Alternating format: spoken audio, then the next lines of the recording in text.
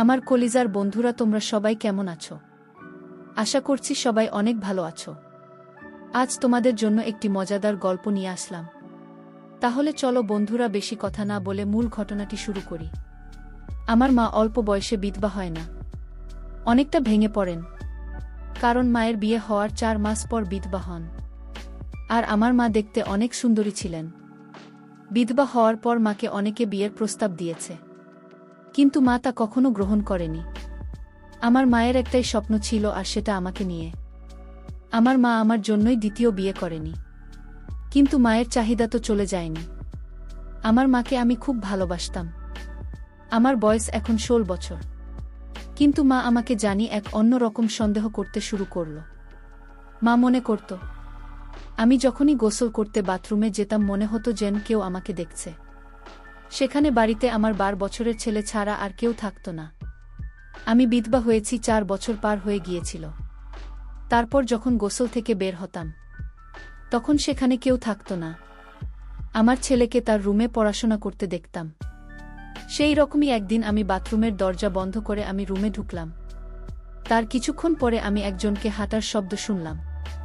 আমি দেখলাম আমার ছেলে এক হাতে মোবাইল ধরে আছে, আর অন্য হাতে দিয়ে। আমার নাম তাহমিনা। আমি যখন বিয়ে করি তখন আমার বয়স ছিল মাত্র 16 বছর, এবং আমার বিয়েটা ছিল একটি দুর্ঘটনা। কারণ এটি আমার বোনের বিয়ে ছিল, এবং আমি আমার বোনের বিয়েতে খুব খুশি ছিলাম। আমি হাসছিলাম এবং নাচছিলাম। কিন্তু আমার বর বোন খুব বিষণ্ণ ছিল। বিয়ের সময় জানি না কার সঙ্গে বাড়ি থেকে পালিয়েছিলেন। আমরা যখন দেখলাম যে সে তার ঘরে নেই, তখন কন্যা পালিয়ে গেছে বলে আশঙ্কা করা হলো। এটা শুনে সেখানে খুব হইচই পড়ে গেল। যেখানে পালিয়েছে সবাই জানতে পারলে মান সম্মান চলে যাবে। কিন্তু এই বিষয়টি তখনও সবার মধ্যে ছড়িয়ে পড়েনি। আমার বোনের শাশুড়ি চিৎকার করে বলল, চলো ফিরে যাই। সবাই বুঝিয়ে বলছিল যে তুমি ফিরে এলে আমরা কাউকে মুখ দেখাতে পারব না। আমার ভগ্নিপতি সম্ভবত ইতিমধ্যে আমার উপর নজর রেখেছিলেন। তখন তিনি বললেন, তাহলে ছোট বোনের সাথে সম্পর্কটা করিয়ে দাও, যাতে তোমরা সম্মানিত হব এবং আমরাও সম্মানিত হব। এরপরে লোকেরা যা কিছু করবে তা করবে। অন্তত তোমার মেয়ে দিয়ে তো হবে। আমি জানি না আমার বর বোন কি ভেবেছিল এবং বাড়ি থেকে পালিয়ে গিয়েছিল, কিন্তু তিনি সবাইকে বড় সমস্যায় ফেলেছেন। আমার ভগ্নিপতি সম্ভবত আমাকে পছন্দ করতেন, তাই তিনি তাৎক্ষণিকভাবে তা বললেন। তার মা তাকে থামিয়ে দিয়ে বলেছিল, এটা করো না। আমাদের এমন কোনো বাড়ির সাথে সম্পর্কিত হতে হবে না যেখানে একটি মেয়ে পালিয়ে গেছে। এটা কি ধরনের মানুষ? আমি জানি না তারা কিভাবে তাদের মেয়েদের লালন পালন করেছে, কিন্তু আমার ভগ্নী বললেন তাকে আমাকে বিয়ে করতে হবে। তখন আমার বয়স ছিল মাত্র 16 বছর। আমার বিয়ে দিয়ে দিল, এবং আমার ভগ্নিপতি, যিনি এখন আমার স্বামী ছিলেন, সে আমার চেয়ে 10 বছরের বড়। আমার বড় বোন পালিয়ে গেল, কিন্তু সে আমার প্রাণ নিয়ে গেল। আমি জানি না সে কোথায় ছিল, কিন্তু সে জন্য আমাকে আমার শ্বশুরবাড়িতে অনেক কিছু শুনতে হয়েছে। আমার মনে হচ্ছিল যেন আমি পালিয়ে আসি। কিন্তু অদ্ভুত ব্যাপার হলো, আমার স্বামী আমাকে খুব ভালোবাসতেন। সে আমাকে এভাবে ধরে রেখেছিল যেন সে আমাকে ভালোবেসে বিয়ে করেছেন। সারাদিন খারাপ কথা শোনার পর যখন আমি স্বামীর কাছে যেতাম, তখন আমার সব ক্লান্তি দূর হয়ে যেত। তিনি আমাকে হাসাতেন এবং আমার খুব যত্ন নিতেন। আমার স্বামীও যদি আমাকে কিছু বলতেন, তাহলে আমি হয়তো আমার জীবন শেষ করে দিতাম। বিয়ের প্রথম বছরে আমি মা হয়েছিলাম। ডাক্তার বলেন শিশুটি ছোট, তাই সে কিছু বলতে পারছে না। আমার স্বামী বললেন, আমি এই শিশুটিকে রাখব না, কারণ আমি আমার স্ত্রীর জীবন বাঁচাতে চাই। কিন্তু আমার শাশুড়ি ধরে চিৎকার করে উঠল, এবং সে বলল, তোমার সন্তানের চেয়ে তোমার স্ত্রীকে বেশি দরকার। আমার শাশুড়ি বললেন, তুমি যদি এরকম কিছু করো তাহলে তোমাদের দুজনকেই বাড়ি ছেড়ে চলে যেতে হবে। কারণ বাড়িটি তার নামে ছিল, এবং বাড়িটির কেবল আমরা অংশীদার ছিলাম। আমার শ্বশুর জীবিত ছিলেন না। আমার স্বামী ছিলেন একমাত্র সন্তান। আমার স্বামী খুব বিচলিত হয়েছিলেন। 9 মাস ধরে আমার স্বাস্থ্য খুব খারাপ ছিল। একটি সংকটময় সময়ে যখন আমার স্বামীকে জিজ্ঞাসা করা হয়েছিল যে তার স্ত্রী বা সন্তান কি কাকে বাঁচানো উচিত, তিনি বললেন, আমার স্ত্রীকে বাঁচাও। তখন আমার শাশুড়ি বললেন, আমরা শিশুটিকে বাঁচাতে। কিন্তু ডাক্তার বললেন, মেয়েটির স্বামী যা বলবে তাই হবে, এবং তার স্বাক্ষরও থাকবে। আমার স্বামী বললেন, আমার স্ত্রীকে বাঁচাও। তবে আমার জীবনে রক্ষা পেয়েছে এবং আমার ছেলে নিরাপদে আছে। আমি বাড়ি ফিরে এলাম। এরপর আমার স্বামী আমার খুব যত্ন নেন। কিছুদিন পর আমার শাশুড়ি মারা যান। বাড়িটি আমার স্বামীর নাম হয়ে যায়। তখন আমার ছেলের বয়স ছিল 4 বছর। আমি আমার ছেলের নাম রাখলাম মাহাতি। আমার শাশুড়ি চলে যাওয়ার পরে আমার স্বামী এবং আমি বাড়িতে খুব সুন্দর জীবনযাপন করছিলাম। কিন্তু আমি জানি না আমাদের সুখী জীবনে কার কুনজর পড়েছিল এবং 4 বছর পরে আমার স্বামী একটি দুর্ঘটনায় মারা গেলেন। এটা ছিল আমার জীবনের সবচেয়ে বড় দুঃখ। তখন আমার ছেলের বয়স ছিল 8 বছর। আমি বলতে পারবো না কিভাবে আমি কষ্ট নিয়ে জীবন যাপন করেছি। সিদ্ধান্ত নিলাম আর কখনো বিয়ে করব না। আমি খুব অল্প বয়সে বিধবা হয়েছিলাম। বাবা মা বললেন, তুমি তোমার ছেলেকে আমাদের হাতে তুলে দাও, আমরা তাকে পিতা মাতার মতো লালন পালন করব।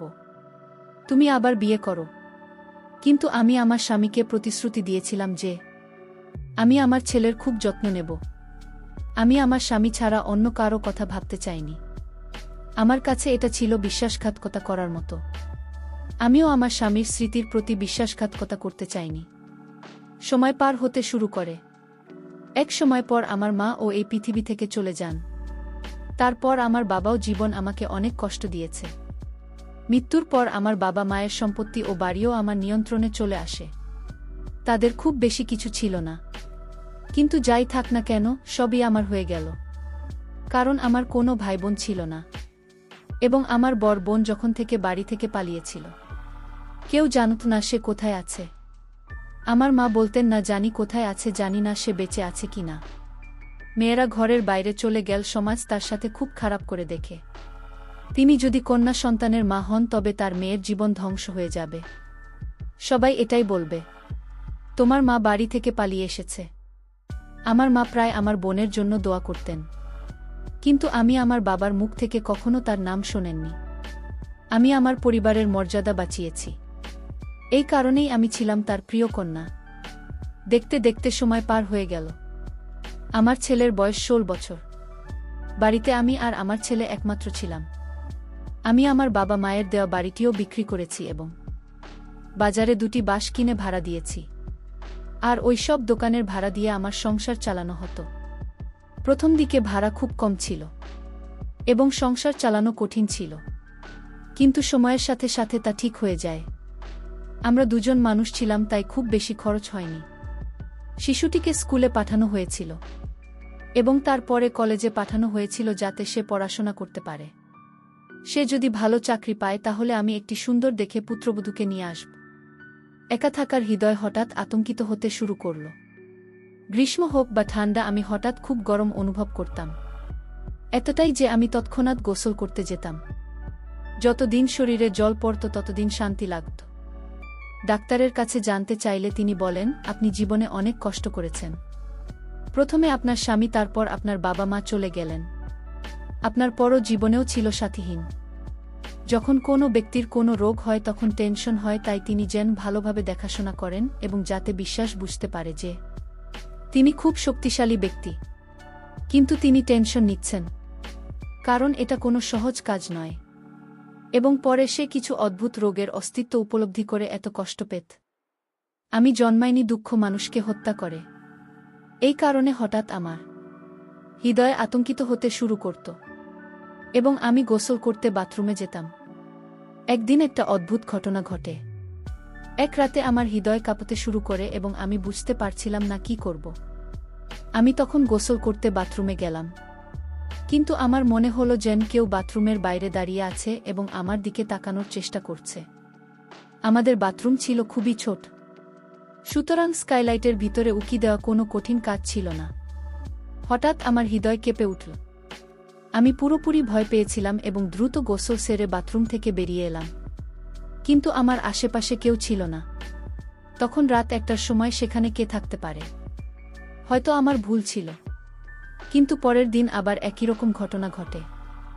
আর এবারও আমি কারো ছায়া দেখতে পেলাম। আমি একটি ছোট ছেলের মা ছিলাম। তখন আমার বয়স ছিল 30 বছর। আজকাল আমাদের ভাগ্য এতটাই খারাপ হয়ে গেছে যে আমরা কল্পনাও করতে পারি না যে বিশ্ব কোথায় যাচ্ছে। আমার সন্দেহ হয়েছিল যে কেউ আমার একটি ভিডিও তৈরি করার চেষ্টা করছে। আমি তাড়াতাড়ি বের হয়ে এলাম, কিন্তু সেখানেও কেউ ছিল না। আমি আমার ছেলের রুমে গেলাম, কিন্তু আমি যখন রুমে গেলাম দেখলাম সে ফোন চালাতে ব্যস্ত ছিল। আমি তাকে কিছু বলিনি। সে একজন যুবক ছিল। আমি বললাম, আমার মনে হয় কেউ ঘরে ঢোকার চেষ্টা করছে। কিন্তু সেখানে কেউ ছিল না, বাইরের দরজা বন্ধ ছিল। সে বলল, এটা তোমার মনের ভুল, এখানে কেউ নেই। কিন্তু আমি জানতাম এটা মনের ভুল নয়। আমি তাকে বলেছিলাম যে কারো ছায়া দৃশ্যমান, এবং তাও একজন পুরুষের। এটি উপেক্ষা করার মতো কিছু ছিল না। তিনি কি হতে পারেন আমার বাড়িতে আবারও এমন ঘটনা ঘটেছে। পরের দিন আমার স্বাস্থ্যের আবার অবনতি হতে শুরু করে। আমি ভেবেছিলাম যদি আমার স্বাস্থ্য খারাপ হয় তবে এটি ঘটতে থাকবে। আমি বাথরুমে যাব না। বাথরুমটি ছিল বাড়ির উঠোনে। আমার ছেলের ঘর একটি বাথরুম ছিল, কিন্তু সেই ঘরটি আমার ছেলে ছিল। আমি বারবার সেখানে যেতে পারতাম না। ছেলে ঘুমিয়ে পড়ত, আমি তার ঘুমের ব্যাঘাত ঘটাতে পারি না।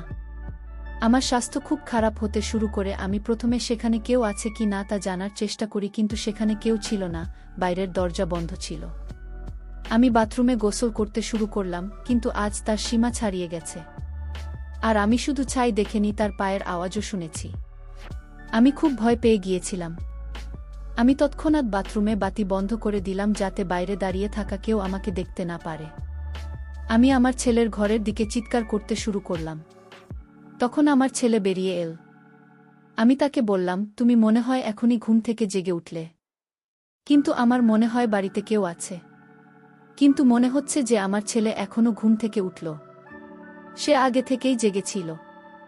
আমি আমার পুরো বাড়িটা দেখলাম, কিন্তু বাড়িতে কেউ ছিল না। তাই সে আমাকে বসিয়ে বলল, তুমি সারাদিন কেন এত মন খারাপ করো? তুমি কিভাবে সারাদিন, তুমি কি এত টেনশন করো? আমি আমার ছেলেকে আমি কি করে বলি যে আমি যখন বাথরুমে যাই তখন আমার মনে হয় কে যেন বাথরুমে পাশ দিয়ে হাঁটার চেষ্টা করে। আমি মাকে বললাম, মা, এটা তোমার মনের ভুল। আমি তো রাতে অনেক জেগে থাকি, আমি তো কিছু শুনতে পাই না। আমি আমার ছেলেকে বললাম, এটা আমার মনের ভুল হতে পারে না। আমার মাকে আমি বললাম, মা, তুমি টেনশন করতে করতে তোমার মাথায় উল্টোপাল্টা বলছো, আর তাই সিদ্ধান্ত নিচ্ছি আজ আমি তোমার ঘরে ঘুমাব, মা। আমার মা ও তখন বলল, ঠিক আছে, আজ থেকে তুই আমার রুমে ঘুমাবি। তারপর রাতের খাওয়া দাওয়া সেরে আমি আমার মা ঘুমিয়ে পড়লাম। রাত যখন গভীর হল তখন আমি ঘুমাইনি। আমার মাটি কি ঘুমিয়ে পড়েছিল, মা যখন বিভোর ঘুমেছিল। আমি তখন মায়ের একটা পোশাক হাতে নিয়ে বাথরুমে গেলাম। গোসল করার ভান করলাম, কারণ আমি আজ দেখতে চাই আসলে কি আমাদের বাথরুমের আশেপাশে কেউ আসার চেষ্টা করে কিনা। আমি সেটার জন্যই বাথরুমে গোসল করার ভান করে গোসল করতে গেলাম। এর আগের দিন আমি বাথরুমের দেওয়ালে একটা ছোট ফুটো করে রাখলাম, যাতে মোবাইলের ক্যামেরা দিয়ে বাইরের দৃশ্য ভিডিও হয়ে যায়। তারপর আমি যা দেখছিলাম সেটা দেখে আমার মনে হল কলিজা বের হয়ে আসছে। আমি যখন বাথরুমে ঢুকলাম তখন একটি পায়ের আওয়াজ শুনতে পেলাম। আর ঠিক তখনই আমি আমার মোবাইলটা বের করে বাথরুমের ফুটোর মধ্যে ক্যামেরা চালু করে দিয়েছিলাম। আর ঠিক তখনই আমি গোসল করার ভান করলাম। আর ঠিক তখনই বাহিরের লোকটি আমাকে ভিডিও করার চেষ্টা করছিল। আমার গোসল শেষ হয়ে গেলে আমি আমার মোবাইলটা হাতে নিয়ে মায়ের রুমে চলে আসি। তারপর মোবাইলের মধ্যে আমি যাকে দেখতে পেলাম সেটা আর কেউ না, আমার খালা, অর্থাৎ আমার মায়ের বোন। আমি মাকে বললাম, মা, তুমি যখন বাথরুমে গোসল করতে যেতে তখন তোমার বোন বাথরুমের পাশে দাঁড়িয়ে থাকত। মা এটা জানার পর খালাকে ফোন করে বাড়িতে আনলেন। খালাকে জিজ্ঞেস করা হলে সে বলল, আমি তোমার সম্পত্তি পাওয়ার জন্য তোমার গোসলের ভিডিও বানাতে চেয়েছিলাম, আর সেটা দিয়ে তোমাকে ব্ল্যাকমেল করতে চেয়েছিলাম। তুই এত বড় লোভী হতে পারলি। আমি আরও আমার ছেলেকে সন্দেহ করতাম।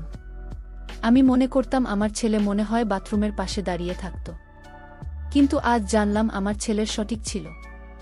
আমার বিশ্বাস ছিল কোনো ছেলে তার মায়ের সাথে কোনো খারাপ আচরণ করতে পারে না। বন্ধুরা, সম্পত্তি পাওয়ার জন্য মা হাতির মাকে তার বড় বোন ব্ল্যাকমেল করতে চেয়েছিল। প্রিয় বন্ধুরা, গল্পটি ভালো লাগলে অবশ্যই কমেন্ট করে জানাবেন।